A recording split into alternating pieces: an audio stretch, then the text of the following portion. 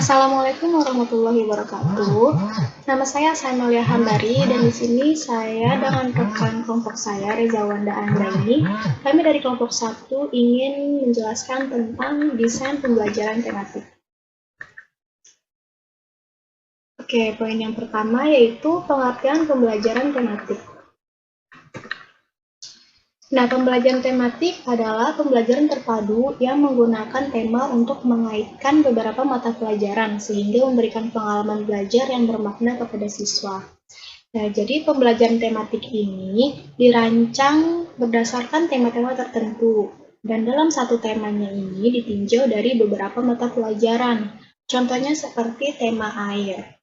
Tema air ini ditinjau dari beberapa mata pelajaran seperti pelajaran fisika, kimia, biologi, dan matematika. Dan juga lebih luas lagi, tema itu dapat ditinjau dari bidang studi lain seperti IPS, bahasa, dan juga seni.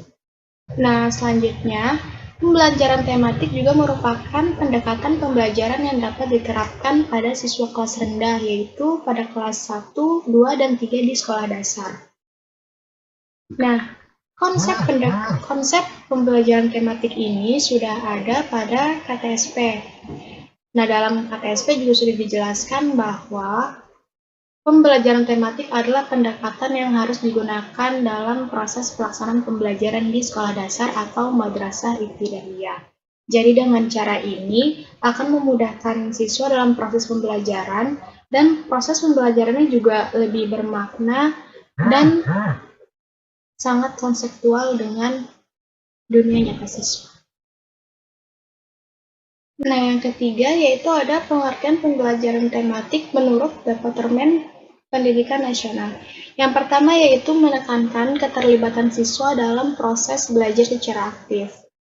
Maksudnya adalah, jadi dengan begini siswa akan memperoleh pengalaman langsung dan terlatih untuk memperoleh pengetahuannya sendiri dari apa-apa yang telah dipelajarinya.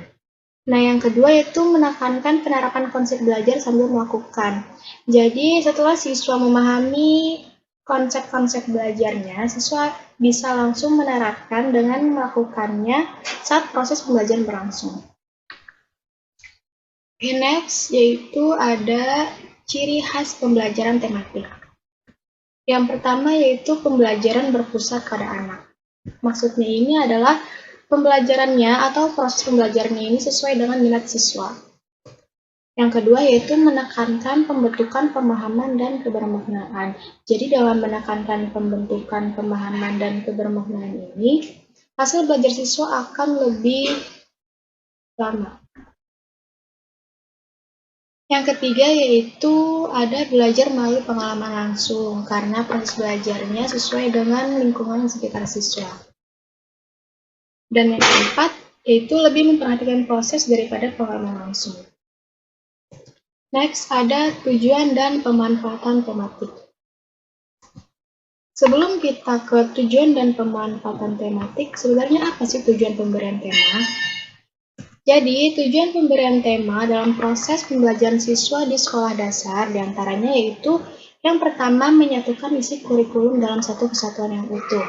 Yang kedua yaitu agar mampu mengenal berbagai konsep dengan mudah dan jelas. Dan yang ketiga yaitu agar pemahaman terhadap materi lebih mendalam. Next, ada tujuan tematik. Tujuan tematik yang pertama yaitu dapat meningkatkan pemahaman konsep. Yang kedua, yaitu dapat membandingkan berbagai keterampilan seperti keterampilan mengolah, menemukan, dan menemukan informasi. Yang ketiga, yaitu menumbuhkan berbagai kegiatan positif seperti sikap positif atau kegiatan-kegiatan yang lainnya. Yang keempat, yaitu meningkatkan gairah belajar. Nah, jadi karena temanya sesuai dengan apa yang ada di lingkungan siswa, itu dapat meningkatkan gairah belajar setiap siswa. Nah, yang kelima yaitu menumbuh kembangkan keterampilan sosial. Next, ada manfaat tematik. Yang pertama, manfaat tematik yang pertama yaitu banyak topik-topik yang tertuang. Yang kedua yaitu dapat menjadi tempat untuk siswa menuangkan keterampilannya di bidang tertentu. Yang ketiga, yaitu dapat membantu siswa untuk memecahkan masalah serta berpikir kritis di kehidupan nyata. Dan yang keempat yaitu memudahkan proses pembelajaran siswa karena dekat dengan situasi kehidupan nyata. Oke, untuk poin yang selanjutnya akan dijelaskan oleh teman saya yaitu Reza Wanda Adrani. Oke, selanjutnya saya akan membahas poin 4 tentang desain pelaksanaan pembelajaran tematik. Dalam pembelajaran tematik, mendesain pembelajaran perlu dilaksanakan. Berikut desain dan prosedur pelaksanaan pembelajaran. Yang pertama, memilih dan mengembangkan tema. Yang kedua, penjabaran tema. Yang ketiga, perencanaan. Yang keempat, pelaksanaan. Memilih dan mengembangkan tema.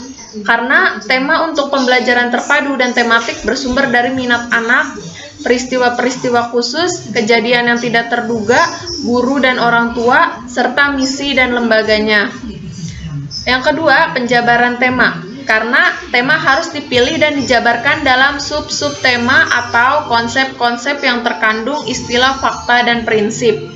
Yang ketiga, perencanaan. Perencanaan harus dibuat secara tertulis sehingga memudahkan guru mengetahui langkah-langkah apa saja yang harus ditempuh. Yang keempat, pelaksanaan. Pada tahap pelaksanaan dilakukan dan dikembangkanlah kegiatan belajar sesuai rencana yang telah disusun. Lanjut, poin kelima, saya akan membahas tentang kekurangan dan kelebihan pembelajaran tematik. Saya akan membahas terlebih dahulu kelebihan pembelajaran tematik. Kelebihan pembelajaran tematik adalah menyenangkan dengan memberikan pengalaman dan kegiatan belajar yang relevan serta hasil belajar lebih berkesan dan bermakna. Mengembangkan keterampilan berpikir serta didik dengan menumbuhkan keterampilan sosial dan memiliki sikap toleransi juga menyajikan kegiatan bersifat nyata. Adapun kekurangan pembelajaran tematik. Kelemahan dan kekurangan pembelajaran tematik terjadi apabila dilakukan oleh guru tunggal.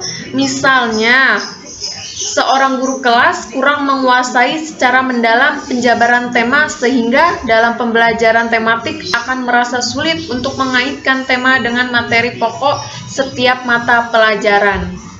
Lanjut. Adapun keuntungan pembelajaran tematik menurut Departemen Pendidikan Nasional November 2006.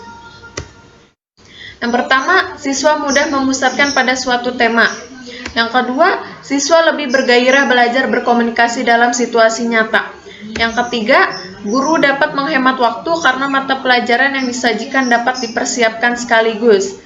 Maksudnya, karena pemahaman materi pembelajaran kompetensi dasar dapat dikembangkan lebih baik.